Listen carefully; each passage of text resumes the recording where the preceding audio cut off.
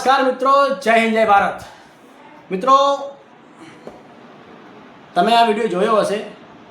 હવે વાત કરું આ વિડીયો વિશે કે જે પ્રકારે આંદોલનની શરૂઆત કરવામાં આવી હતી અને જે ગતિએ આંદોલન શરૂઆત થયું હતું તેના પરિણામ સ્વરૂપ ખેડૂતને કંઈ પણ હાથમાં લાગ્યું નથી। કારણ કે જે આંદોલન જે ધ્યેય સાથે અને જે પરિણામ લાવવાનું હતું તે મંજિલ સુધી આંદોલન પહોંચ્યું જ નથી। કારણ કે પોતાના સ્વાર્થ માટે, પોતાના ફાયદા માટે આખા આંદોલનને ડાયવર્ટ કરી નાખ્યું, જેથી ખેડૂતોને લાગ્યું કે આખું આપણું આંદોલન, આપણે જે માંગણી હતી તે તો ત્યાં દેખાઈ જ નથી રહી। આ તો સાવે સાવ આંદોલન ડાયવર્ટ થઈ ગયું છે। એટલે મિત્રો, ખેડૂતની અંદર ભાગલા પડી ગયા, જેના કારણે જે ધ્યેય સાથે ખેડૂતો આવ્યા હતા દૂર દૂરથી, તેમના હાથમાં કંઈ જ લાગ્યું નથી। કારણ કે અમુક રાજનૈતિક પાર્ટીઓએ આખું આંદોલનને હાઈજેક કરી નાખ્યું અને તેમાં પણ ભાગ પાડી નાખ્યા। મિત્રો, સરકાર તો આટલું જ જૂતું જ હતું કે ક્યારે ખેડૂતની અંદર ભાગલા પડે અને તેમને આ વેરવિખેર કરી નાખીએ, અને ફળસ્વરૂપ તે જ સાબિત થયું કે ખેડૂત સાથે સત્તાપક્ષ હોય કે વિપક્ષ હોય, કોઈ ખેડૂત સાથે ઊભું રહેતું નથી। બધા જ પોતપોતાના ફાયદા માટે, પોતપોતાના સ્વાર્થ માટે આવી અને અમારી સાથે જોડાય છે। મિત્રો, આ વાત છે આપણા ગુજરાતના ખેડૂતની। મિત્રો, આંદોલનની શરૂઆત ઘણા સમય પહેલાં થઈ હતી। ઘણા મોટા નેતાઓ આવ્યા હતા કે આપણે ગાંધીનગર જઈશું, મોટું આંદોલન કરીશું અને સરકારને આપણે ઘૂંટણીયા પાડીશું। આપણા તમામ મુદ્દાઓ છે, તમામ માગણીઓને આપણે સરકાર સમક્ષ રજૂ કરીશું અને તમામ માગણીઓને આપણે પૂરેપૂરા પ્રયત્ન સાથે એને અમલવારી કરાવીશું। મિત્રો, શું સાબિત થયું? કંઈ જ નહીં। આખું આંદોલન સાવે સાવ નિષ્ફળ ગયું। એનું મિત્રો મેઇન કારણ છે કે જે ખેડૂતો જે ધ્યેય સાથે આવ્યા હતા તે ધ્યેય, તે મંજિલ તેમને મળી જ નહીં। આના મિત્રો ઘણા કારણો છે, તમે સોશિયલ મીડિયામાં જોયા હશે। મિત્રો, વાત કરું આપણા ગુજરાતના ખેડૂતની કે ખેડૂત જે આશાએ આંદોલન સાથે જોડાયો હતો તેની આશા પર પાણી ફરી વળ્યું છે। આજે ફરીથી ખેડૂતને સાબિત થયું છે કે ખેડૂત સાથે નથી સત્તાપક્ષ કે નથી વિપક્ષ, કોઈ પણ પાર્ટીના નેતા આજે ખેડૂત સાથે નથી। કારણ કે ખેડૂતની જે માગણી હતી, ખેડૂતની જે રજૂઆત હતી તે થઈ જ નથી। મિત્રો, આપણો ગુજરાતનો ખેડૂત કેટલી દિવસ રાત મહેનત કરી અનાજ પકવે અને અનાજ લોકોના ઘર સુધી પહોંચે અને આપણે તે બધું અનાજ ખાઈએ। એટલે મિત્રો, આપણને ખબર નથી કે ખેડૂત કેટલી યાતના અને કેટલી પીડા સહન કરતો હશે। રાત દિવસ મહેનત કરી અને પોતાના ખેતરની અંદર અનાજ પકવતો ખેડૂત આજે પોતાના હક માટે લડી રહ્યો છે, અને હક માટે લડવા છતાં પણ ખેડૂતને ન્યાય નથી મળતો। શા માટે ન્યાય નથી મળતો? આપણા ગુજરાતના ખેડૂતોમાં એકતા નથી। માફ કરજો ગુજરાતના તમામ ખેડૂતો, હું તમને નાના મોટે બે વાત કરું પણ રિયલી વસ્તુ છે કે આપણે જેટલા પણ ગુજરાતના ખેડૂતો છીએ, શું આપણે એક છીએ? જેટલા પણ ગુજરાતના ખેડૂતોએ આંદોલન કર્યું, શું ગુજરાતના તમામ ખેડૂતો આંદોલન કર્યું હતું? નહીં મિત્રો, ભાગ્યે ગુજરાતના તો મિત્રો કરોડો ખેડૂતો છે। શું 5-25 લાખ ખેડૂતો બધા ખેડૂતો આવી ગયા? નહીં। ગુજરાત ગમે તે હોય, સરકારને જમીન લેવાની હોય, સંપાદન કરવાની હોય કે ખેડૂતના ખેતરની અંદર કોઈ પણ ઉદ્યોગ પ્રસાર કરવાનો હોય કે પ્રોજેક્ટ મંજૂર કરવાનો કે સરકારને કંઈ પણ કામ કરવાનું હોય તો સરકાર તે કામ કરી નાખે છે અને ખેડૂત કંઈ પણ કરી શકતો નથી।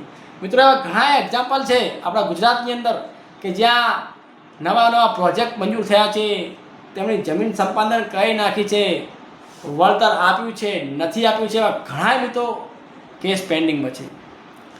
નર્મદા કેનાલ આવી, એમાં પણ ઘણા બધા કેસ પેન્ડિંગમાં છે કે તેમને હજી વળતર મળ્યું નથી, અને મળ્યું હશે તો મિત્રો પૂરતા પ્રમાણમાં વળતર મળ્યું નથી। કારણ આપણા ખેડૂતો આંદોલન કરવા જાય, બધા ભેગું થાય અને આવા અમુક રાજનૈતિક નેતાઓ પોતાના સ્વાર્થ માટે, પોતાના ફાયદા માટે આ જાણે આંદોલન અમે કર્યું છે, અમે ખેડૂતની સાથે છીએ, આવું સાબિત કરી અને આખું આંદોલન એક રાજનીતિક બનાવી નાખે છે અને ખેડૂતના હાથમાં કંઈ નથી આવતું. હું મારા ગુજરાતના તમામ ભાઈઓ ખેડૂતોને વિનંતી કરું છું કે હંમેશા જે પણ આંદોલન કરો, કોઈ પણ રાજનીતિક પાર્ટીને સામેલ ના કરો, ગમે તે પક્ષનો વ્યક્તિ હોય.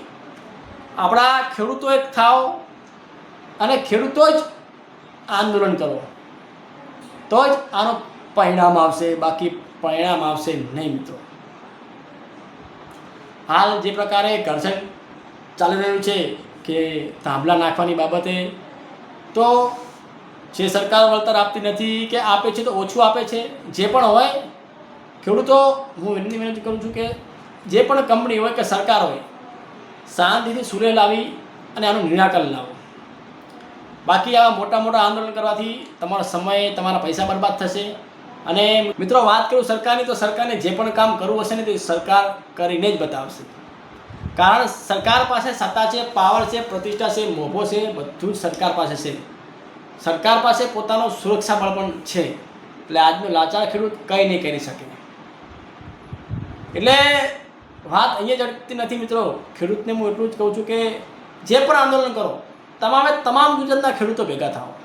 શા માટે આપણે કોઈ રાજનીતિક વ્યક્તિના હાથમાં આપણે આપણું આંદોલન આપી દઈએ? નહીં, આપણું આંદોલન આપણે જાતે કરવાનું છે. તો બાકી તમે કોઈ પણ રાજનીતિક વ્યક્તિને સામેલ કર્યો તો સરકારને એમ લાગશે કે આ પક્ષ સાથે લોકો જોડાઈ ગયા છે, એટલે સરકાર પૂરેપૂરા પ્રયત્ન કરશે કે આંદોલન નિષ્ફળ બનાવશે. મિત્રો ખેડૂતના તમામે વિનંતી કરું છું કે કોઈ પણ રાજનીતિક વ્યક્તિને હંમેશા આંદોલનમાં ક્યારેય પણ સામેલ ન કરવો. કારણ કે તે વ્યક્તિ પોતાના સ્વાર્થ માટે જ વિચારતી હોય છે, પોતાના ફાયદા માટે વિચારતી હોય છે. મિત્રો મોટું આંદોલન થયું, ઘણા સમયથી આવું આંદોલન ચાલતું હતું, કરીશું.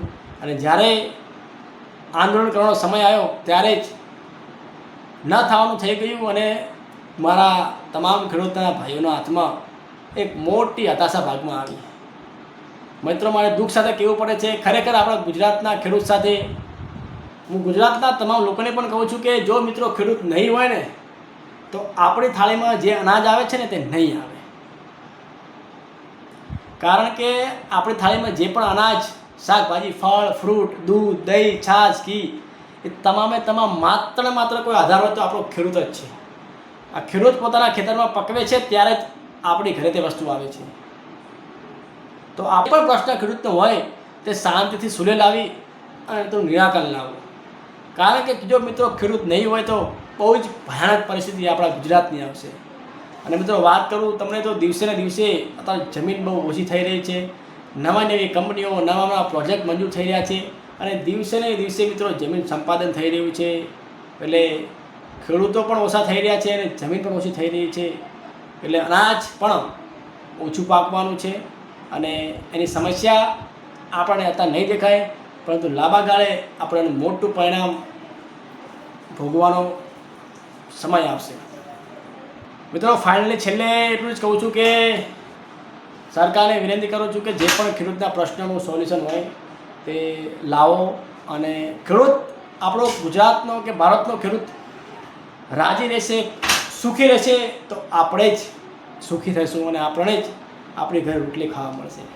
બાકી ગુજરાતનો ખેડૂત દુઃખી રહ્યો અને આવી રીતે ચાલતું રહ્યું તો મિત્રો એક દિવસ એવા આવશે કે ખેતી કરવા માટે કોઈ પણ વ્યક્તિ તૈયાર નહીં થાય. તો આપણે ખાશું શું અને આપણી કહેવાય કે જિંદગી કેવી રીતે પસાર કરશું? મિત્રો મારી વાતને વિરામ આપતા એટલું જ કહીશ કે સરકારને બે હાથ જોઈને વિનંતી કરું છું કે આપણા ખેડૂતનું વિચારો, ખેડૂતના હિતનું વિચારો, ખેડૂતને લાભનું વિચારો.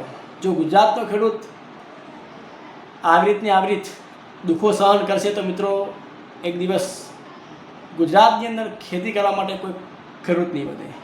અને જો ખેતી નહીં કરે તો કંપનીઓ હોય, મોટા મોટા ઉદ્યોગો હોય, તેમને કાચો માલ નહીં મળે તો અર્થતંત્ર પણ નબળું પડશે, જેનું પરિણામ બહુ જ ગંભીર આવશે. એટલે ખાસ સરકારને વિનંતી કરું છું કે જેટલા પણ પ્રશ્ન ખેડૂતના હોય તેનું સત્વરે અને જલ્દી નિરાકરણ લાવો. જે પણ હોય, તાબલા બાબતે હોય, જમીન સંપાદન બાબતે હોય, વળતર બાબતે હોય, કંઈ પણ બાબતે મિત્રો પ્રશ્ન હોય તેનું સરકારને હું બે હાથ જોઈને વિનંતી કરું છું કે આનું તમે જલ્દીથી જલ્દી સત્વરે લાવો, કારણ કે ગુજરાતનો ખેડૂત જગતનો તાત દુઃખી ન થવો જોઈએ. જો તે દુઃખી થશે અને ખેતી નહીં કરે તો તેનું પરિણામ આપણે જ ભોગવવાનું છે, લોકોને જ ભોગવવાનું છે. કારણ કે તમે ગમે ત્યાં મોટા મોટા ઉદ્યોગો સ્થાપશો, મોટી મોટી કંપનીઓ સ્થાપશો, મોટા મોટા બંગલા બનાવશો તો અનાજ તો નહીં જ પાકે, ફળ ફૂડ તો નહીં જ પાકે, દહીં દૂધ ઘી છાશ તો નહીં જ બને. એના માટે તમારે હર હંમેશા ગુજરાતના ખેડૂત જગતના તાત ઉપર નિર્ભર રહેવું પડશે. એટલે સરકારને વિનંતી કરું છું કે ખેડૂત શા માટે આંદોલન કરે, તેમનો પ્રશ્નનું નિરાકરણ લાવો અને તેમને ન્યાય મળે તેવા તમામ પ્રયાસ કરો. મારી ગુજરાતને આટલી વિનંતી છે. જય હિન્દ, જય ભારત.